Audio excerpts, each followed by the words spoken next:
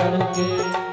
उसका फैसला कभी न बदले, लाखों सिर कोई पटके। हो उसका फैसला कभी न बदले, लाखों सिर कोई पटके। उसका फैसला कभी न बदले, लाखों सिर कोई पटके। उसका फैसला कभी न बदले, लाखों सिर कोई पटके। समझदार तो चुप रह जाता, मूर्ख शोर मचाता। समझदार तो चुप रह जाता, मूर्ख शोर मचाता। मेरे मालिक की दुकान में सब लोगों का खाता। मेरे मालिक की दुकान में सब लोगों का खाता। सब लोगों का खाता है भाई, सब लोगों का खाता। हाँ सब लोगों का खाता है भाई, सब लोगों का खाता। मेरे जय हो, मेरे जय हो।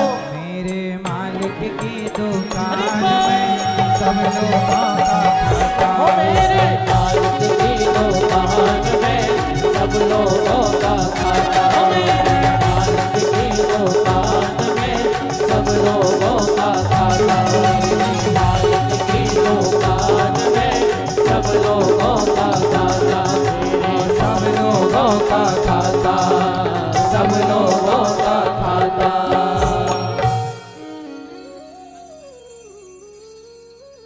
बड़े बड़े कानून प्रभु के, बड़ी बड़ी मर्यादा। किसी को कौड़ी कम नहीं देता, किसी को दमड़ी ज्यादा। समझदार तो चुप रह जाता, मूर्ख शोर मचाता। मेरे मालिक की दुकान में सब लोगों का खाता। क्या राजा क्या संत गृहस्थी, क्या राजा क्या रानी। क्या साधु क्या संत गृहस्थी, क्या राजा क्या रानी।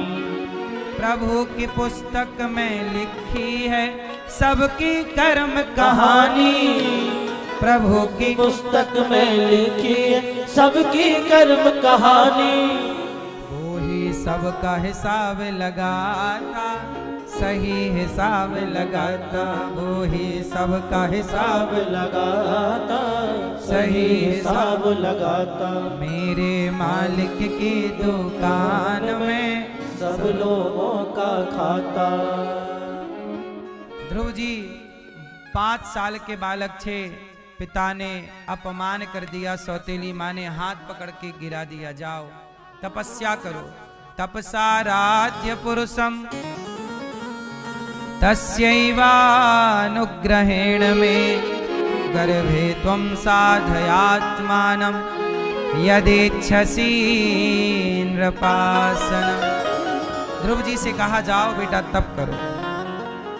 5 साल के बच्चे को ध्रुव जी को कह दिया तपस्या करो। माँ ने समझाया तपस्या करो। ध्रुव जी चले, घोर तपस्या की। ऐसी तपस्या की नारद जी ने मंत्र दे दिया। रास्ते में मिले, समझाए कि बेटा वापस जाओ, ये कोई उम्र है आपकी। पर ध्रुव जी माने नहीं, मैं भगवान को पाकर लौटूंगा, जिद है। और जब ध्रुव जी ने 5 वर्ष की इस छोटी सी आयु में 5 महीने घोर मंत्र का जाप किया, ओम नमो भगवते वासुदेवाय, और जब प्रेम से इस मंत्र को जपे तो ध्रुव जी के सामने भगवान आने के लिए मजबूर हो गए। इंद्र की आसन हिल गई। इंद्र बोले प्रभु आज सिंहासन क्यों हिल रही है। भगवान बोले कि आज मेरा भक्त प्राण वायु रोक करके तपस्या कर रहा है, तो प्रभु जाओ दर्शन दो, जाओ दर्शन दो। ध्रुव जी महाराज, भगवान ने कहा कि मैं दर्शन देने नहीं, ध्रुव जी जैसे भक्तों का मैं स्वयं दर्शन करने जाऊंगा। और दर्शन करने के लिए जब भगवान प्रकट हुए तो ध्रुव जी की आंखें बंद थीं, क्योंकि उनके हृदय में भगवान की दिव्य छवि प्रकट थी। अब ध्रुव जी महाराज की छवि भगवान ने खींच ली। और जब खींची तो ध्रुव जी छटपटा गए उस दर्शन के लिए। और जब छटपटाहट हुई, आंख खुली, तो वही छवि सामने भगवान प्रकट थे, शंख चक्र गदा पद्म लेकर के भगवान प्रकट हो गए। किसके लिए? ध्रुव जी के लिए। कौन सा अवतार लिया? हरि अवतार ले लिया। कौन सा अवतार लिया? भगवान ने हरि अवतार धारण कर लिया।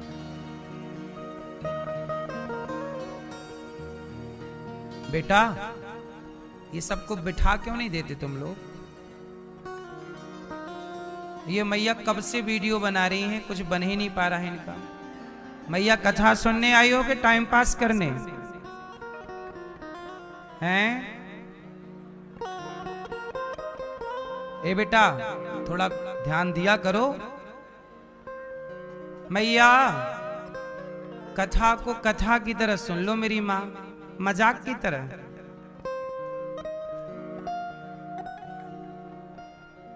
शांति से बैठ जाओ, जाना है तो जल्दी से जाओ। अब खड़े हैं, यूं खड़े होके फोटो, फिर यूं।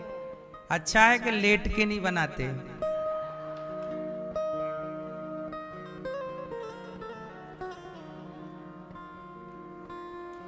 श्रोताओं के भी कुछ कर्तव्य होते हैं, पता है आपको? श्रोता कैसा होना चाहिए? जो केवल कथा सुने प्रेम से।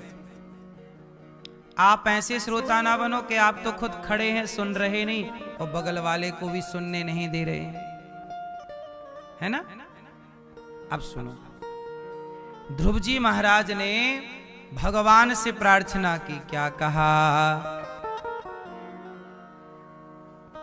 योऽन्तः प्रविश्य मम वाचमिमां प्रसुप्तां संजीवयत्यखिल शक्तिधरः स्वधाम्ना अन्यास्तहस्तचरणश्रवणत्वगादीन् प्राणान्नमो भगवते पुरुषाय तुभ्यम्। हे प्रभु, मेरे अंतःकरण में आप बस जाइए। योऽन्तः प्रविश्य। ध्रुव जी कहते हैं, हे भगवान, आप मुझे दर्शन तो दे रहे हैं, पर मुझे डर लग रहा है कि अभी आप मुझे दर्शन देकर चले जाओगे। ऐसा करो कि अब आप जाओ मत। भगवान बोले, जाना तो पड़ेगा। नहीं, योऽन्तः प्रविश्य, मेरे अंतःकरण में आप प्रवेश कर जाए, यहां जाओ ना। भगवान बोले, कुछ वरदान मांग लो। ध्रुव, क्या चाहते हो? ध्रुव जी बोले, प्रभु, कभी कुछ मांगने की आपसे क्या मांगू? भगवान ने कहा कि नहीं नहीं, आपने राज्य की कामना चाही थी, पिता की गोद में बैठना था ना, राजा बनना था, पर मां ने अपमान कर दिया। और जब अपमान हुआ तब ध्रुव जी भगवान की शरण में गए। अपमान भी तब अच्छा हो जाता है जब कोई अपमान खाकर सहकर भगवान की शरण में आ जाए। इसलिए कई बार अपमान, दो लोग ऐसे हैं जिनको अपमान के कारण भगवान मिले। नहीं, दो नहीं, मुझे 3 याद आ गए, और भी हो सकते हैं। 3 लोगों को मैं जानता हूं जिन्हें अपमान के कारण भगवान मिले। पहले ध्रुव जी, जिन्हें उनके सौतेली मां ने क्या कर दिया? हाथ पकड़ के गिरा दिया। अपमान ना किया होता सौतेली मां ने तो भगवान कैसे मिलते? तो अपमान के कारण भगवान मिल गए। मिले कि नहीं? अपमान ना होता तो भगवान। दूसरा, विभीषण जी का अपमान ना होता, रावण लात मार के निकाला ना, रावण जब ही विभीषण त्यागा। अपमान ना होता विभीषण जी का तो क्या विभीषण जी को राम मिलते? और तीसरे कलयुग की घटना है।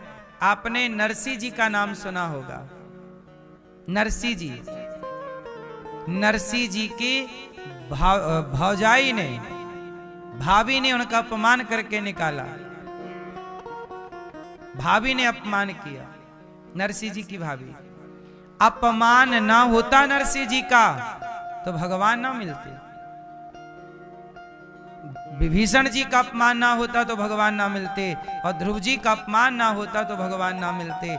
इसलिए कहता हूं कि अपमान सहकर भी जो ईश्वर की ओर कदम बढ़ाते हैं तो वह व्यक्ति और करीब पहुंच जाता है भगवान के, और भगवान उन्हें स्वीकार कर लेते हैं। इसलिए कहते हैं ना, इसलिए कहते दुनिया के सताए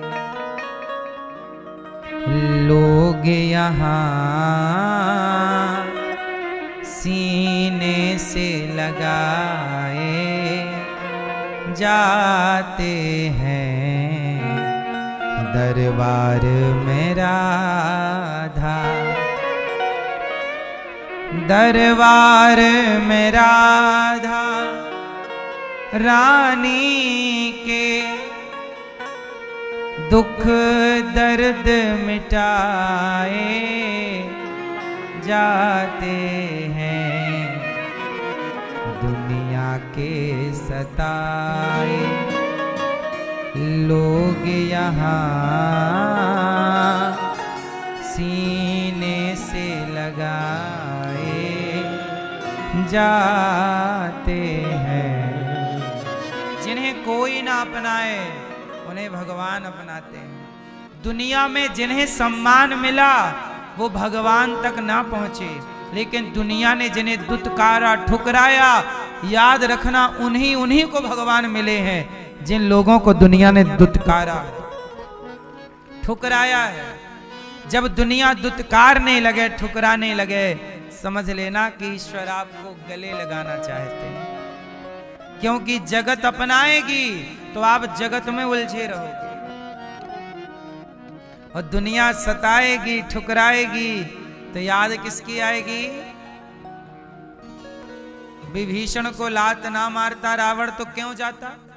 रावण गले लगाता विभीषण को तो विभीषण तो कभी ना जाते राम के पास। कुछ समझ बातों से नहीं आती, कुछ समझ लातों से ही आती है। हाँ सही है। तुलसीदास जी को भी अपमान से भगवान मिले, मैया ने याद दिला दिया। तुलसीदास जी की पत्नी उनके प्रेम में ऐसे पागल कि सांप चढ़ रहा था, सांप को रस्सी समझ के चढ़ गए, मुर्दा बह रहा था, नाव समझ के पार लग गए।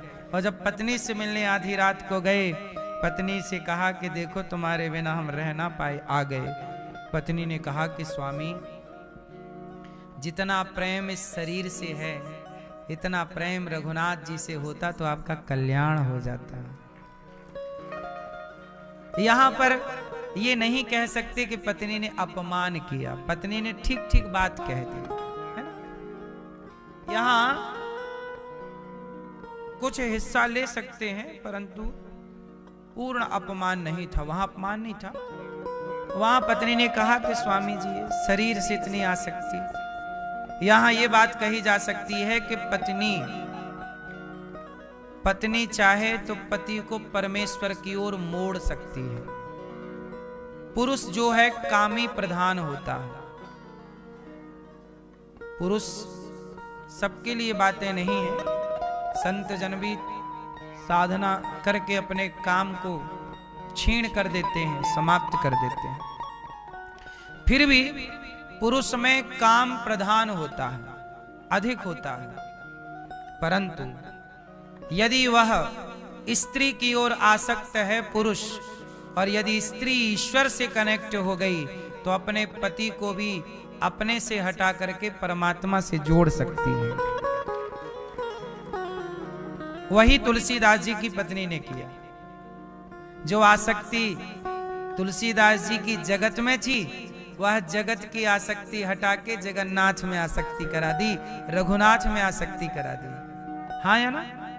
तो भगवान जगत से जब तक दुत्कारा ना जाए, ठुकराया ना जाए, तब तक भगवान, इसलिए कहते हैं संसार से अपमान मिलने लग जाए, समझ लेना कि हमारी भक्ति सही चल रही है, ठीक चल रही है।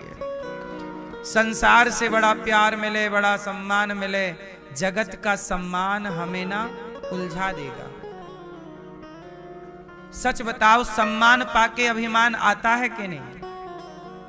सम्मान यदि आपका होगा तो आपके भीतर अभिमान जरूर प्रकट होगा और वह अभिमान आपको पतित कर देगा। अच्छा, जगत का सम्मान अभिमान देता है और जगत का अपमान क्रोध देता है। यदि सत्संग नहीं है तो क्रोध प्रकट कर देगा, बदले की भावना प्रकट कर देगा, इन्होंने अपमान किया मैं भी बदला लूंगा। लेकिन यदि संस्कार और भक्ति है तो जगत का अपमान क्रोध नहीं, भक्ति और प्रेम से भर डालेगा आपको, जहां आपका कल्याण हो जाएगा। इसलिए ध्रुव जी महाराज ने भगवान को पाया, वापस घर आए, पिता ने राजा बनाया, बहुत कार्यकाल, बहुत समय तक राज्य का आनंद लिया और अंत में मृत्यु के सिर पर पांव रख के ध्रुव लोक चले गए। बोलिए ध्रुव जी महाराज की जय। इनका विवाह हुआ, गृहस्थी हुई बसाई ध्रुव जी ने। इन्हीं के वंश में भगवान पृथु भय, जिन्होंने पृथ्वी का दोहन किया और भगवान ने पृथ्वी को समतल किया। 10,000 कान मांगे पृथु भगवान ने कथा सुनने के लिए। अब मनु जी के दूसरे पुत्र की कथा, प्रियव्रत, उत्तानपाद के बाद प्रियव्रत की कथा, पुरंजनोपाख्यान की भी कथा है कि किस तरह जीव जगत में उलझ जाता है। प्रियव्रत जी महाराज का विवाह विश्वकर्मा की पुत्री वर्हिष्मती से हुआ। इनके पुत्र हुए हैं आग्नेत्र, फिर नाभि, फिर ऋषभदेव जी। ऋषभदेव जी के 100 पुत्र हुए। सबसे बड़े का नाम भरत, जिन्होंने जगत से मन हटाया और जगन्नाथ के ध्यान में गंडकी नदी पर चले गए। लेकिन एक मृग में आसक्ति होने से भरत जी मरते समय मृग का चिंतन करते मरे, तो उन्हें मृग बन करके वापस आना पड़ा। ये कथा ये समझाना चाहती है कि आप मरते समय किसी जीव में, किसी व्यक्ति में, किसी वस्तु में अपने मन को ना लगाएं। मरते समय बड़ी सावधानी की जरूरत है। अंते यामति सा गति, कहते हैं मरते समय जिसकी मति बुद्धि जैसी है उसकी गति वैसी हो जाती है। मरते समय चित्त कहाँ हो? भगवान में। क्योंकि मरते समय यदि आपने बेटा बेटा करते मर गए तो जगत में फिर आना पड़ेगा।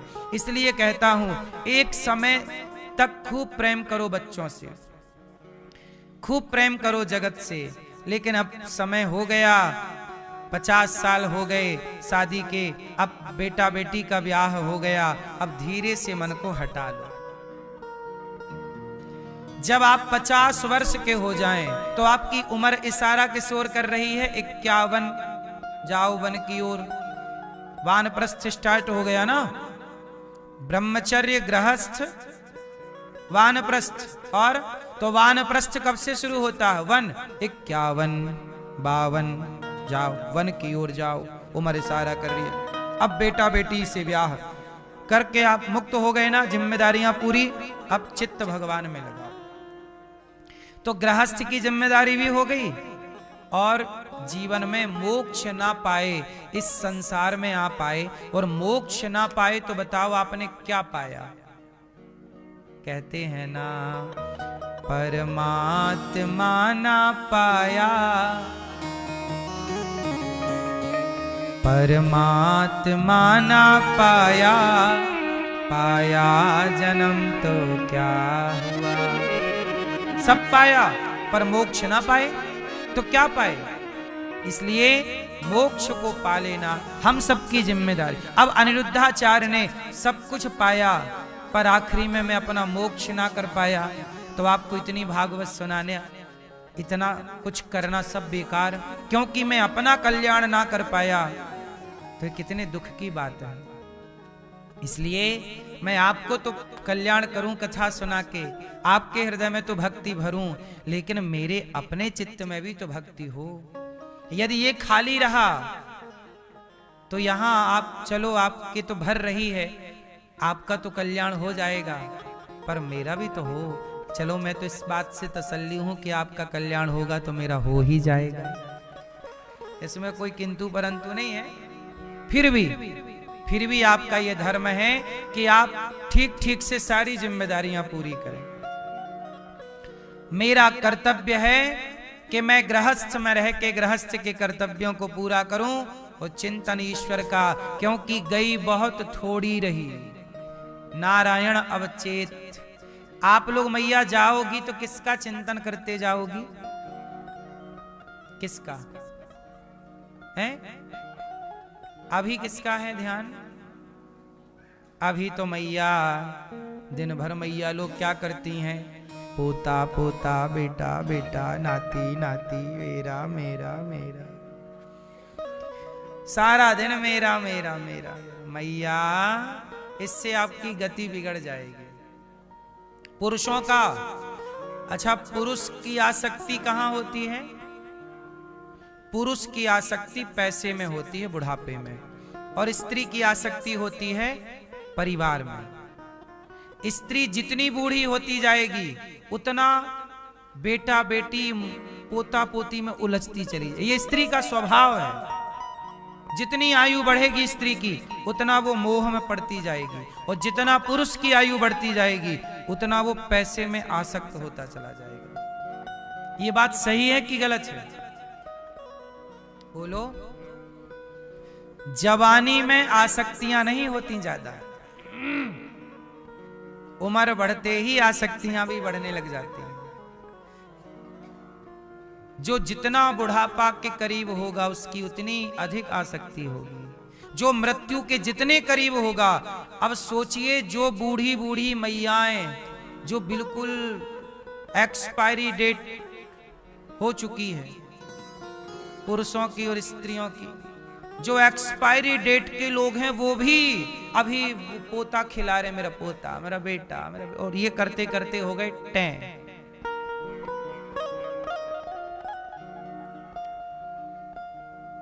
है ना? एक्सपायरी डेट के पुरुष गांव गांव में जाके देखना जुए खेल रहे, ताश। जिस उम्र में इन्हें भगवान का चिंतन करके अपने कल्याण का साधन करना चाहिए, वह उम्र इन जुआ खेल के बर्बाद कर रहे हैं। ये मानव शरीर बड़े भाग्य से मिला है मेरी माँ, बड़े भाग्य मानुष तन पावा, फिरत सदा माया कर प्रेरा, काल कर्म स्वभाव गुण घेरा, दुर्लभो मानसो देहो देहि नाम क्षण भंगुरा, तत्रापि दुर्लभम मन्ये वैकुंठ प्रिय दर्शनम। बड़े भाग्य से मिलता है ये शरीर पाकर। यदि आपने भगवान को नहीं पाया, चित्त ईश्वर में नहीं लगाया, तो आप फायदे में है कि नुकसान में है? बोलो मेरी माँ। शरीर पाके भी ईश्वर को ना पाया, रहे बेटा बेटी। बच्चे तो हर योनि में मिलते हैं, कुत्तों को भी बच्चे मिलते हैं, बिल्ली को भी बच्चे मिलते हैं, गधों को भी बच्चे मिलते हैं। बोलो हाँ। कौन सी योनि? मच्छर के भी बच्चे होते हैं, मक्खी के भी बच्चे होते हैं। ये बेटा बेटी की जो आसक्ति है ये तो हर योनि में है, सुविधाएं। लेकिन मन यदि भगवान में ना लगा, सब कुछ व्यर्थ है मेरी माँ, सब बेकार है। इसलिए भरत जी ने मरते समय मृग में मन लगाया, मर के गए। यमराज जी ने कहा मृग में मन लगा, आपको मृग बन के जाना। भरत जैसे ज्ञानी को मृग बन के आना पड़ा। आपका क्या होगा? जब भरत जैसों की ये गति है तो मैया आपका क्या होगा? भगवान में भरत जी ने मन लगाया, मृग का शरीर त्यागा, तीसरा जन्म मिला भरत जी को मनुष्य का। और तब भरत जी ने राजा रघुगण को उपदेश किया और दिव्य भगवत धाम की प्राप्ति हुई। भगवान का कल्याण भगवान के चिंतन से, भगवान के चिंतन से आपका कल्याण संभव है।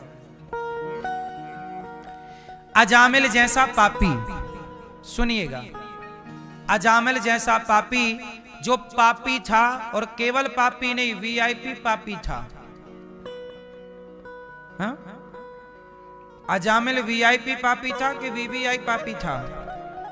हैं? वीवीआई पापी था, खूब बड़ा पापी।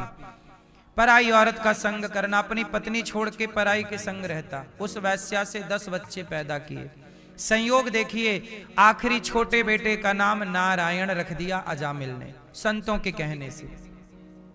और जब अजामिल 88 वर्ष के हुए और मरने लगे, पुकारा अजामिल ने, बेटा पुत्र दूरे क्रीडन का सक्तम पुत्रम नारायणावयम प्लावितेन स्वरेणोच्चैराजु हावा जितेंद्रिया। जब पुत्र पुकारा बेटा नारायण, तो बेटे नारायण ने नहीं सुना, परमपिता परमात्मा नारायण ने सुन लिया। भगवान ने पार्षदों को भेजा, लेकर आओ। पार्षदों ने कहा वो एक नंबर का पापी है। भगवान ने कहा पापी कैसे रहा, जो मुझे पुकार रहा है मरते समय, वो पापी कहां रहा, अब तो पुण्यात्मा हो गया। और भगवान के पार्षदगण आए, एक नाम के बल पर पुण्यात्मा हो गया कि नहीं अजामिल? बस मेरी माँ, ये नाम की महिमा है। इसलिए काम करिए, पर नाम जपते हुए काम करिए। संसार में रहना है, पर कैसे रहें? कमल का पुष्प पानी में रहता है, पर पानी में रहते हुए पानी से अलग है। पानी में रहता हुआ कमल का फूल, हाँ, जो जग में रहूं तो ऐसे रहूं जैसे जल में कमल का फूल रहे। मेरे सब गुण दोष समर्पित हो भगवान तुम्हारे चरणों में। जो जग में रहूं तो ऐसा रहूं, जो जग में रहूं तो ऐसा रहूं जैसे जल में कमल का फूल रहे। जैसे जल में कमल का फूल रहे। मेरे सब गुण दोष समर्पित हो भगवान तुम्हारे चरणों में। तो जगत में कैसे रहो?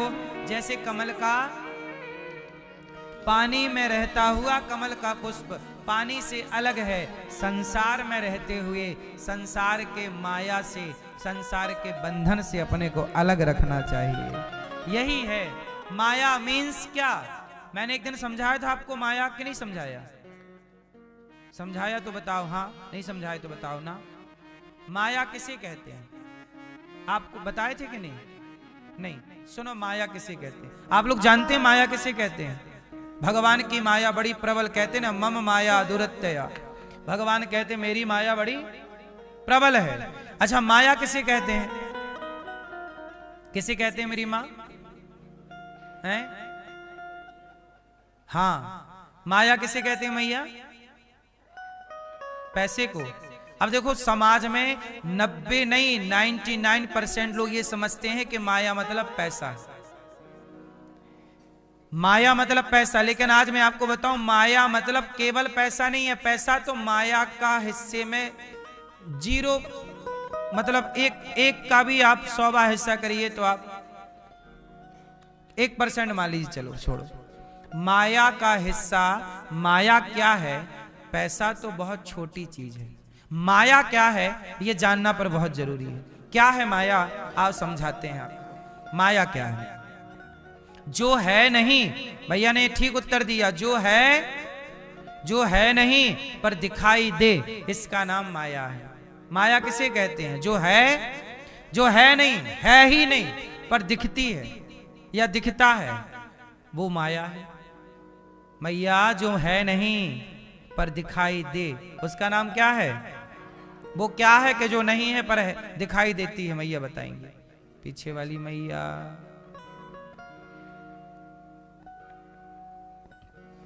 मैया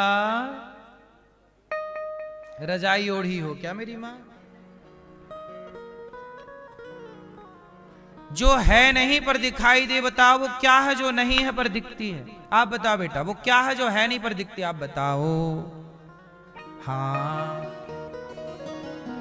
क्या? नहीं मैया, क्या बोलती तू? कुछ नहीं बोलती मैया। मैया, ओ पीली गुलाबी मैया, क्या है माया? है नहीं पर दिखाई दे। सुनो, बहुत सारी चीजें हैं जो है नहीं पर दिखती हैं ना। जैसे जैसे जब आप गाड़ी चलाते हैं, सड़क में ऐसा लगता है पानी भरा है। जहां रेतीला क्षेत्र है, रेगिस्तान है, मृग तृष्णा, मृग मारीचिका, पानी है नहीं पर दिखाई, जो है नहीं पर दिखाई दे, है ना। इसे भ्रम भी कहते हैं। क्या कहते हैं? भ्रांति। एक्चुअली माया का भी नाम भ्रम है। यदि बहुत सरल सटीक अर्थों में समझे माया का अर्थ, तो भ्रम को ही माया कहते हैं। भ्रम। आप सारी जिंदगी किस में रहते हैं? भ्रम, भ्रमित रहते हैं। पानी है नहीं पर पानी दिख रहा है, ये माया है, ये भ्रम है। और सुनो, जैसे आपके कितने बच्चे हैं? 5। आपके मैया, पीछे वाली मैया? हाँ 2 मैया। पीली मैया आपके 1, पीली मैया आपके 2 हैं। 2 भ्रम है आपको?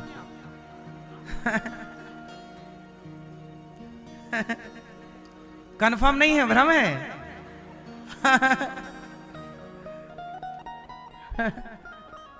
सुनो, मैया ठीक कह रही हैं, अभी सब लोग इसी में आओगे।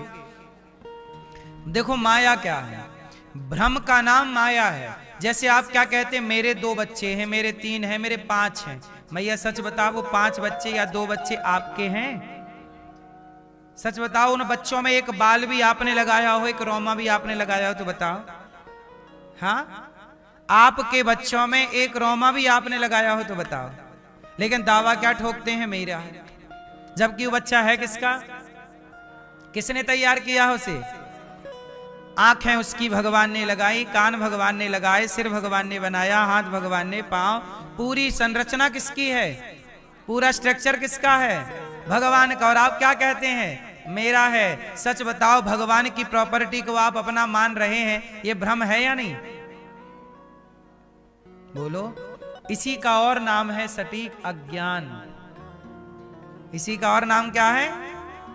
देखो, माया, बोलो माया, भ्रम, अज्ञान। आप कहते हो ये बेटा मेरा है।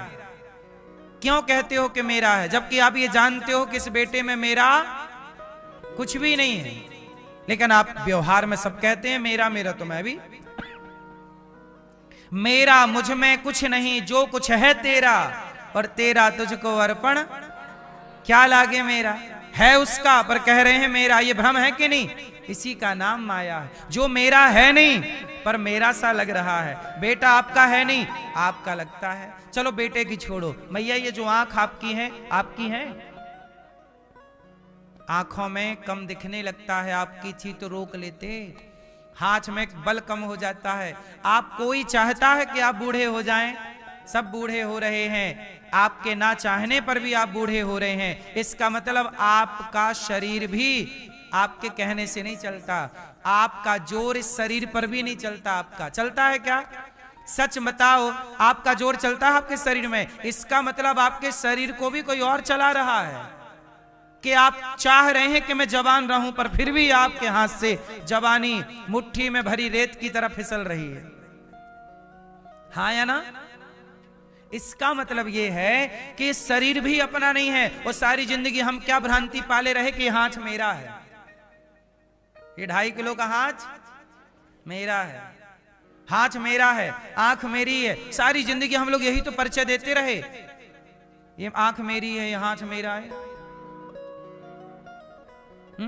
लेकिन बाद में पता चला कि शरीर भी मेरा नहीं है। सच बताओ, शरीर आपका है?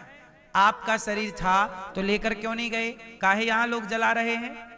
हाँ मैया, अब बताओ कितने बच्चे हैं आपके? हैं?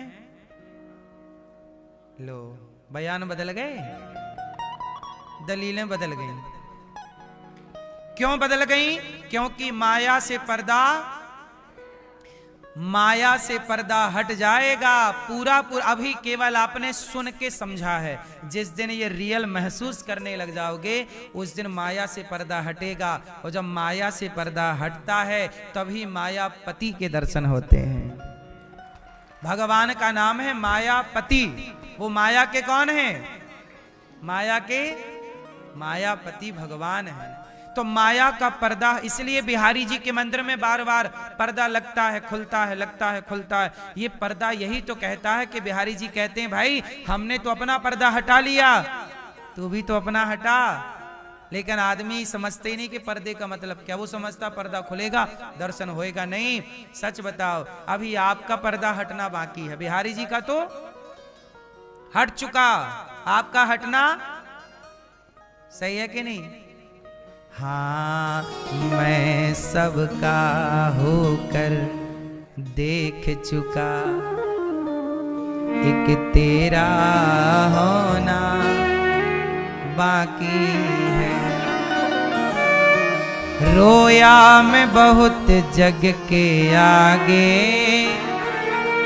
तेरे आगे रोना बाकी है। मैं सबका होकर देख चुका, एक तेरा होना बाकी है।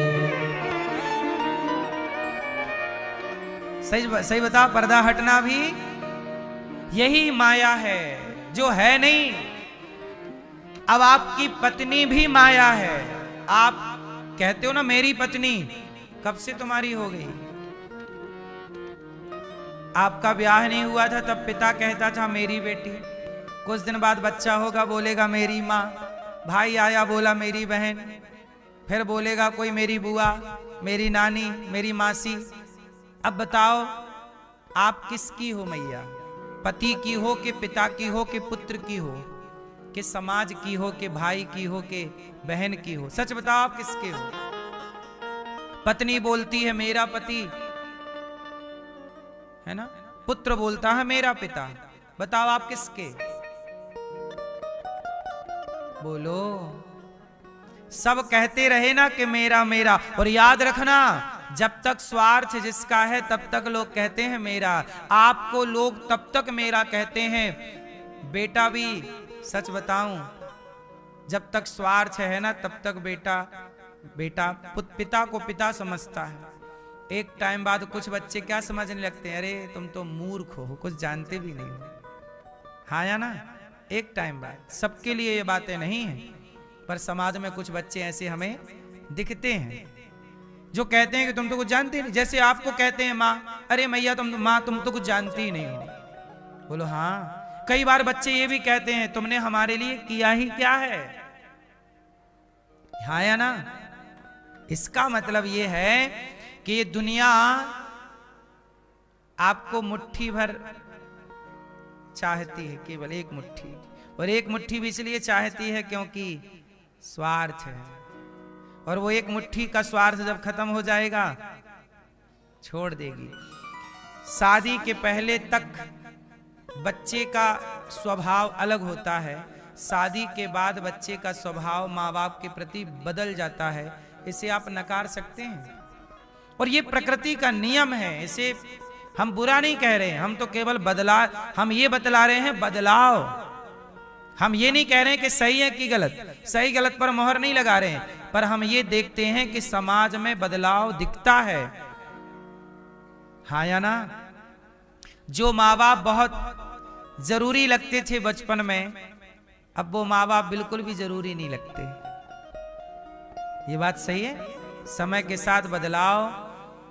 चिड़िया भी जिन बच्चों के मुंह पे दाना डालती है, जिन बच्चों को बड़ा करती है, जब वो बच्चों के पंख आ जाते हैं तो उड़ जाते हैं। और आपने सुना होगा कि एक बार पिंजरे से उड़ा, एक बार घोंसले से उड़ा पक्षी अपनी मां से दोबारा शायद कभी नहीं मिलता। पता है आपको ये बात? हाँ, जो बीत गए हैं वो जमाने नहीं आते, आते हैं नए लोग पुराने नहीं आते। लकड़ी के मकानों में न चिराग जलाओ, लकड़ी के मकानों में न चिराग जलाओ, वो आग बुझाने भी पड़ोसी नहीं आते, पड़ोसी भी अब आग बुझाने नहीं आते। बरसों हुए पेड़ की शाखाएं हैं सूखी, बरसों हुए पेड़ की शाखाएं हैं सूखी, पंछी भी यहाँ रात बिताने नहीं आते, अब दोस्त भी मिलने के बहाने नहीं आते। समय अच्छा होगा, भरी होगी महफिल, समय बिगड़ जाएगा तो कोई राम राम भी नहीं करता। हाँ या ना?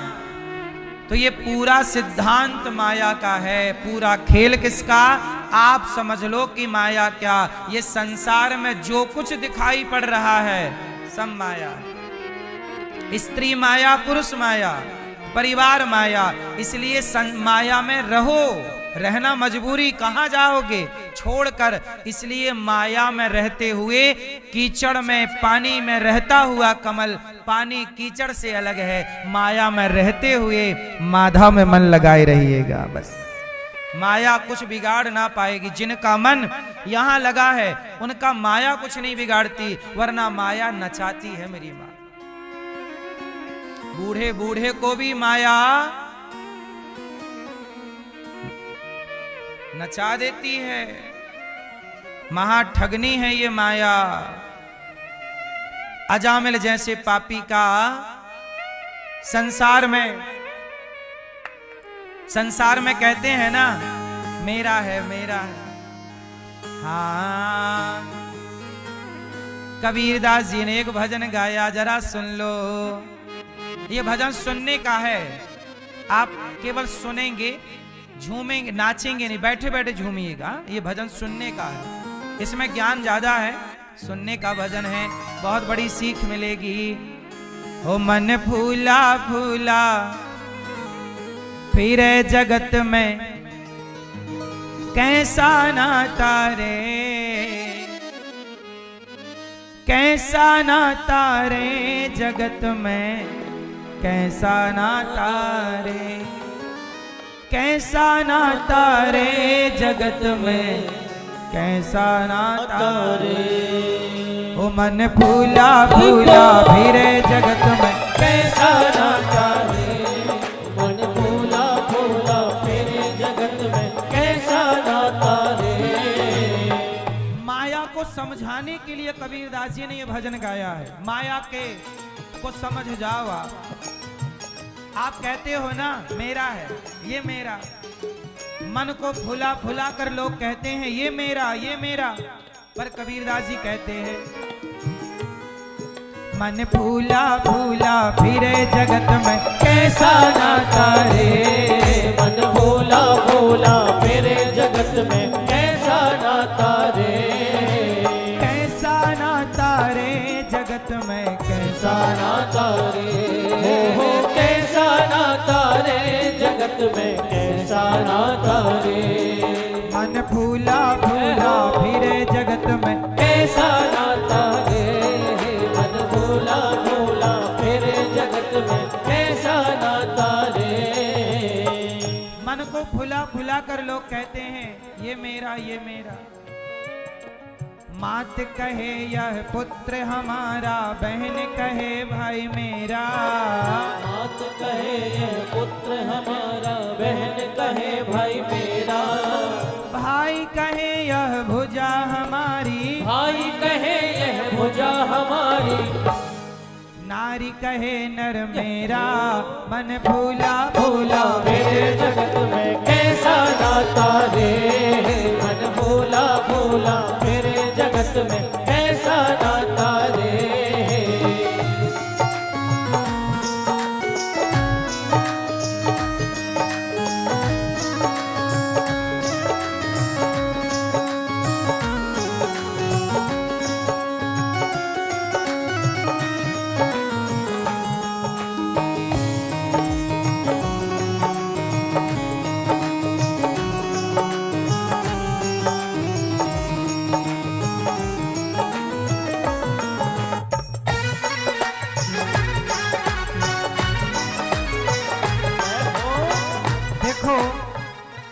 रोती है मेरा बेटा। जब तक हम जीवित हैं सब कहते हैं मेरा, और मर जाने के बाद लोग रोते हैं।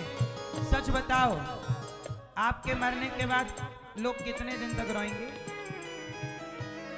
क्यों मैया? जब आप मरेंगे लोग कितने दिन रोएंगे बताओ जरा? 4 दिन, 3?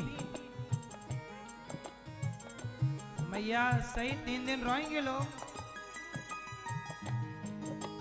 13 दिन तक पत्नी रोवे, 6 महीना सगो भाई। 13 दिन तक पत्नी रोवे, 6 महीना सग भाई। पत्नी 13 दिन तक रोती है, कबीरदास जी कह रहे हैं। और पत्नी मर जाए तो पति कितने दिन रोएगा?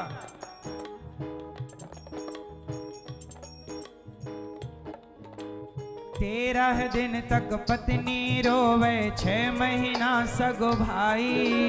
13 दिन तक पत्नी रोवे, 6 महीना सग भाई।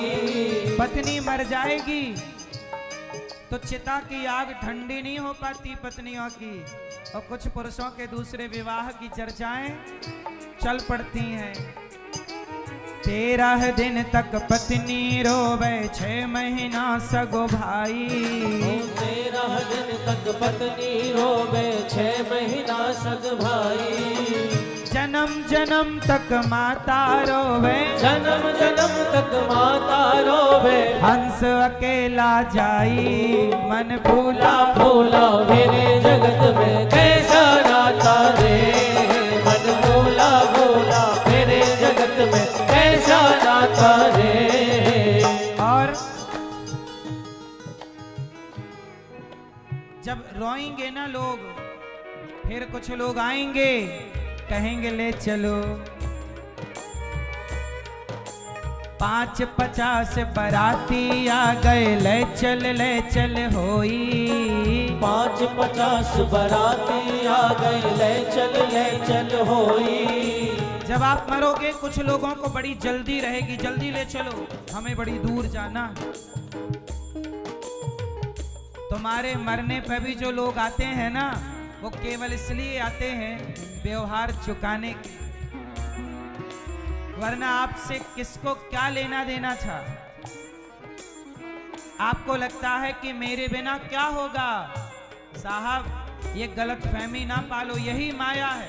आप ये गलतफहमी पाल लेते हो, मेरे बिना क्या होगा, मेरे बाद क्या होगा, सब बढ़िया होता।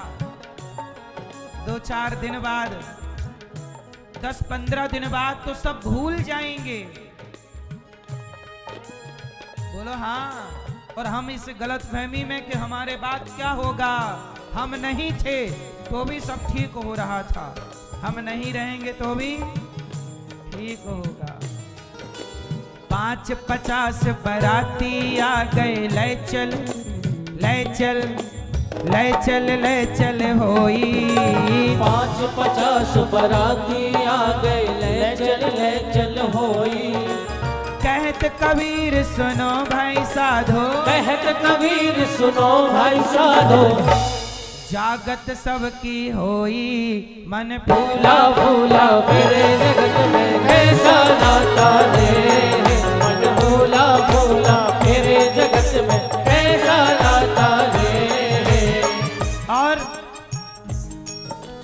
4 गजी 4 गजी मंगाया, चढ़ा काठ की घोड़ी।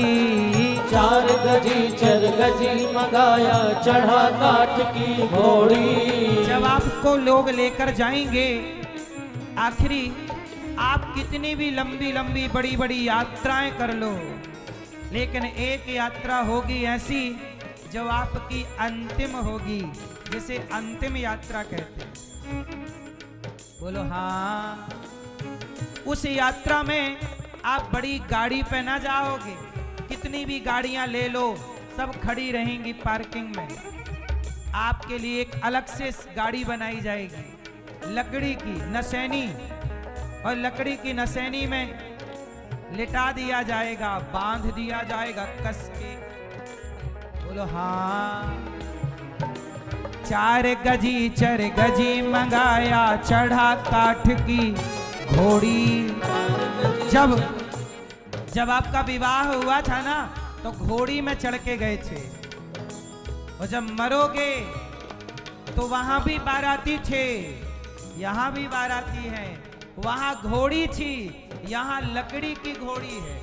लकड़ी की घोड़ी अर्थी कबीरदास जी उसे घोड़ी संज्ञा दे रहे हैं।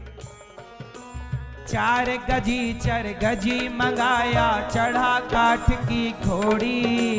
4 गजी 4 गजी मंगाया चढ़ा काठ की घोड़ी। चारों कोने ले जाके चिता पे रखेंगे। बड़े महंगे गद्दों में सोते थे साहब, अब तो अर्थी चिता पर सो रहे हो। मोटी मोटी लकड़ी रख दी गई और ऐसे जलाया जाएगा जैसे होली जल रही है। 4 गजी 4 गजी मंगाया चढ़ा काठ की घोड़ी। 4 गजी 4 गजी मंगाया चढ़ा काठ की घोड़ी।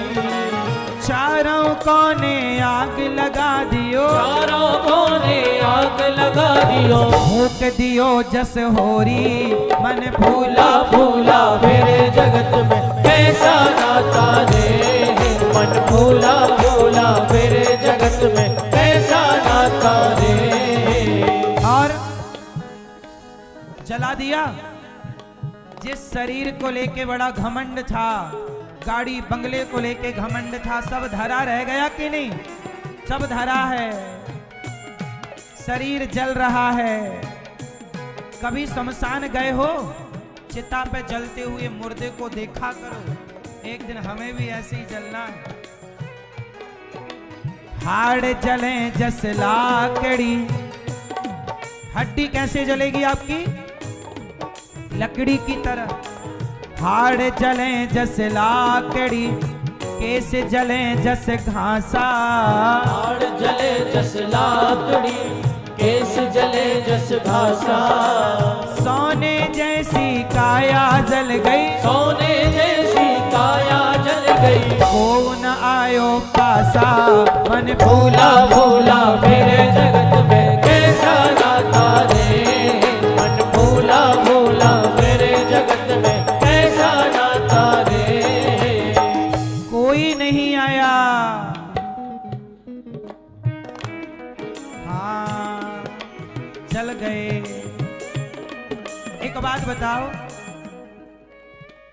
जिन लोगों के लिए आप लड़ते रहे, जिन लोगों के लिए पाप कर कर के कमाते रहे, वो सारे लोग आज आपको शमशान में छोड़ने आए। बोलो हाँ कि ना? जब आप चिता पे जल रहे थे तभी आपको ऐसा लगेगा कि किसी ने आपका हाथ पकड़ लिया। जब आपने पलट कर देखा तो वो हाथ भगवान का था। आपने भगवान की ओर देखा और आप रोने लगे। भगवान बोले अब क्यों रो रहा है, मैं आ तो गया। तब आप कहोगे कि प्रभु, जिनके लिए सारी जिंदगी दी, 24 घंटे दिए, वो शमशान में छोड़ने आए हैं, और जिन्हें कभी 2 मिनट भी प्यार से याद ना किया, आज वो हमें लेने के लिए आए हुए हैं। जिन्हें आप भूल गए वो भगवान लेने आए हैं, और जिनके लिए सारी जिंदगी गवाई वो शमशान में छोड़ने आए हैं, और आपको जलता हुआ छोड़ के चले जाएंगे। अब बताओ क्या बचा? देह समा गया। सुनो, क्या बचा आपका? मिट्टी चुन चुन घर ये बनाया, कहता था घर मेरा। मिट्टी चुन चुन घर ये बनाया, कहता था घर मेरा। तेरा है ना मेरा है, या तेरा है ना मेरा है चिड़ियों का बसेरा। मन भूला भूला मेरे जगत में कैसा नाता रे। मन भूला भूला मेरे जगत में कैसा नाता रे। जिन महलों के लिए कभी लड़ाई झगड़े थे, आज वो महल देख लो खंडहर बने पड़े। बोलो हाँ। कितने महल महाराष्ट्र में है, पुराने खंडहर पड़े हैं। महल मतलब किला, उस जमाने के किले महाराष्ट्र में, मध्य प्रदेश में, राजस्थान में, भारत के कोने कोने में देखो किले मिलेंगे आपको। वो किले जिनमें कभी राजा महाराजा रहा करते थे, आज उस किले में चमगादड़ लटक रही है। बोलो हाँ। मिट्टी चुन चुन घर ये बनाया, कहता था घर मेरा। चुन चुन घर ये बनाया, कहता था घर मेरा। तेरा है ना मेरा है यह, तेरा है ना मेरा है यह, है चिड़ियों का बसेरा। मन भूला भूला मेरे जगत में कैसा नाता रे। मन भूला भूला मेरे जगत में कैसा नाता रे। ये हो गया कबीरदास जी का भजन पूरा। लेकिन इसके आगे एक लाइन, एक अंतरा ये दास अनिरुद्ध ने भी लिखा है, तो जो ये दास ने लिखा है वो सुनिएगा। देह समा गया आग के मुख में, बचा न कुछ भी तेरा। देह समा गया आग के मुख में, बचा न कुछ भी तेरा। देह समा गया आग के मुख में, बचा न कुछ भी तेरा। देह समा गया आग के मुख में, बचा न कुछ भी तेरा। पुण्य कमाई किया जो तूने, पुण्य कमाई किया जो तूने, वही बचा अब तेरा। मन भूला भूला मेरे जगत में कैसा नाता रे। मन भूला भूला मेरे जगत में कैसा नाता रे। मन भूला भूला मेरे जगत में कैसा नाता रे। मन भूला भूला मेरे जगत में कैसा नाता रे। अरे कैसा नाता रे जगत में, कैसा नाता रे। हो कैसा नाता रे जगत में, कैसा नाता रे। कैसा नाता रे जगत से, कैसा नाता रे। हो कैसा नाता रे जगत से, कैसा नाता रे। मन भूला भूला फिरे जगत में, कैसा नाता रे। मन भूला भूला मेरे जगत में कैसा नाता रे। मन भूला भूला मेरे जगत में कैसा नाता रे। मन भूला भूला मेरे जगत में कैसा नाता रे। मेरी माँ इसलिए नाता जगत से नहीं, जगन्नाथ से मीराबाई बोली, मेरे तो गिरधर गोपाल, दूसरों ना माया नहीं माधव। बड़े से बड़े पापी तर गए, राजा रहुगण को दिव्य ज्ञान दिया भरत जी ने और उनका उद्धार हुआ। अजामिल की कथा कहती है कि भगवान का नाम ना छोड़िए। एक बार वृत्तासुर का उद्धार इंद्र के हाथों हुआ और वृत्तासुर भगवत धाम चले गए। भगवान के परम भक्त हुए हैं प्रहलाद जी। हम प्रहलाद जी का चरित्र सुने और फिर भगवान के देखो जीवन का सार क्या है। भगवत सेवा, भगवत प्रेम, भगवत भक्ति।